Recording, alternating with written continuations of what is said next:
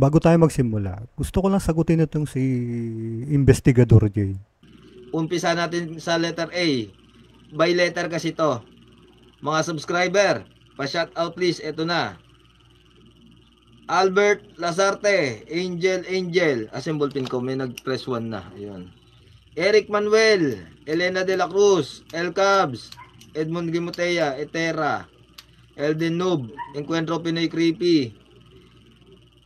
Etong Encuentro Pinoy Creepy na to, parang natatandaan ko, nandun to sa kabila ah.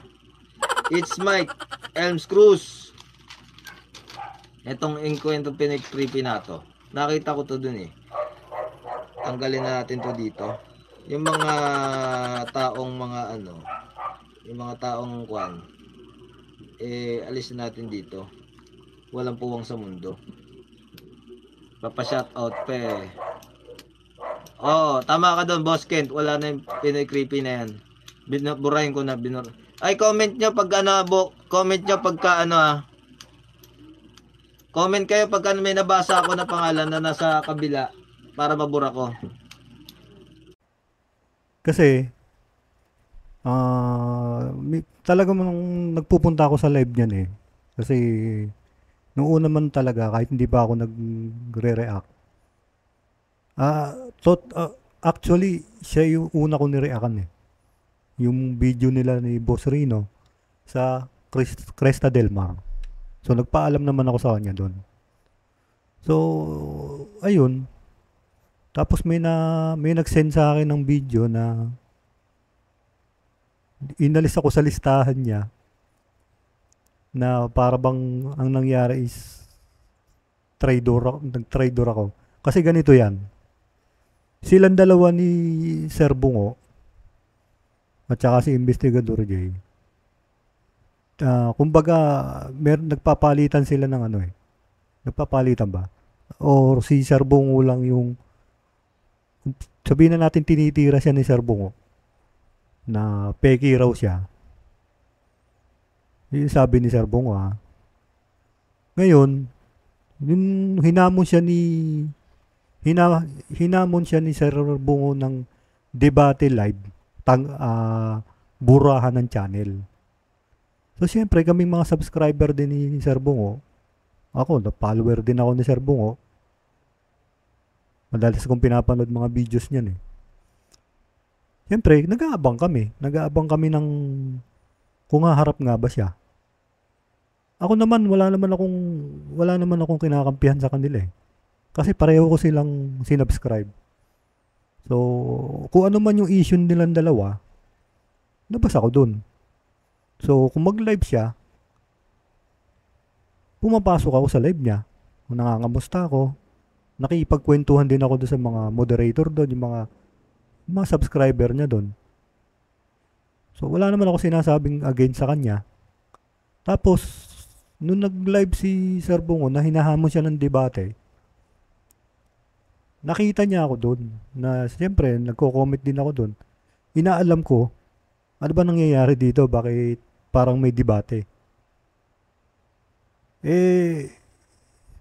Ngayon na siya pala yung ano, siya pala yung Ben na sinasabi do sa yung sinasabi nila Sir Bungo na nakikipagsagutan do sa ano na may nickname na Ben.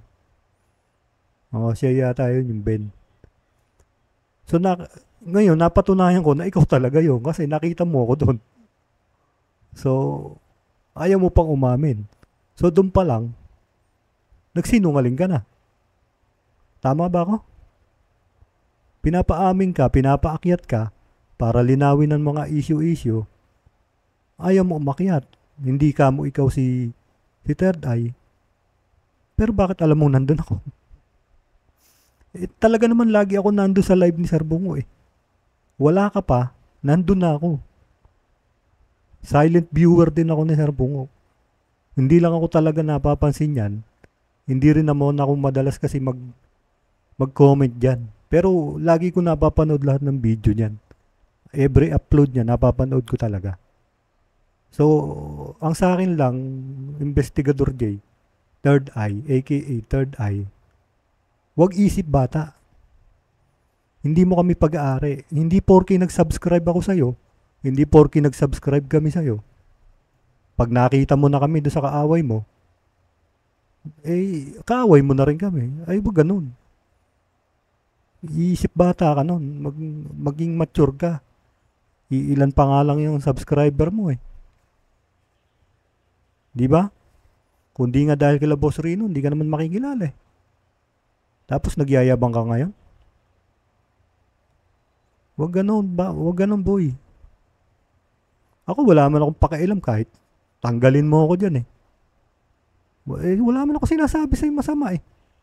Pag nag-live ka, nangangamusta ako, Boss J, kumusta? Boss J. Nagko-comment ako, pero wala akong sinasabing kahit naman kila Bungo eh. Hindi nga ako napapansin nun nila Sir Bungo eh. Wala lang, nakipag-usap lang ako doon sa mga moderator member doon. Pero wala akong sinasabi against sa'yo. Ngayon, wala man akong pakialam kahit tanggalin mo ako dyan. Ano bang ano ko dyan? Ano ba mapapala ko dyan? Tanggalin mo kung sinong gusto mong tanggalin. Pero huwag mo kami pipigilan. Huwag mong sasabihin na parang nag-traitor kami sa'yo. Wala akong sinasabing masama doon sa live ni Bungo. Yun lang gusto kong sabihin. Last message ko sa'yo, magpaka-mature ka. Matanda ka na. Hindi ka pa sikat, mayabang ka na. Yun lang. Bye-bye.